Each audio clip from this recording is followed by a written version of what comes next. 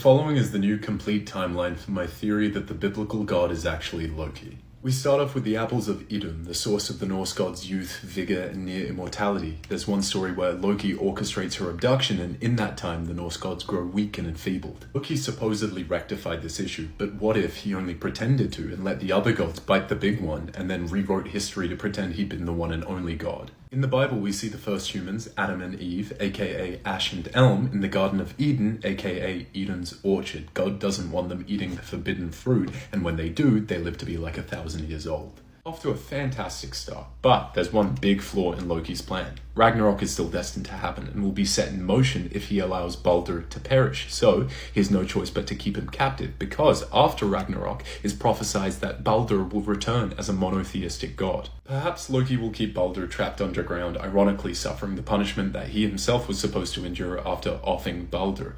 Baldur is the god of light, and what name do we know that means Lightbringer?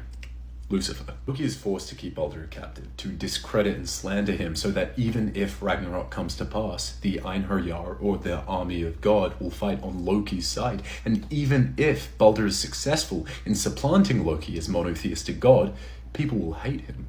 Despite this, I think there is one other god that Loki would willingly keep around, if only to torment. Odin. Odin was a notorious thorn in Loki's side, or vice versa, really, and I think Loki would concoct a unique punishment for the king of the gods, god of war and wisdom, something that would hit the notoriously proud god where it hurts most. His ego. Perhaps he would keep Odin captive for a time before brainwashing him, manipulating him, and poisoning his mind through magic and trickery. Think Theoden in Lord of the Rings. I think he would do this before putting Odin through a perversion of his own myth on the world stage, so that people know him not as the conqueror that he was, but as a servant of peace. That's right, history's most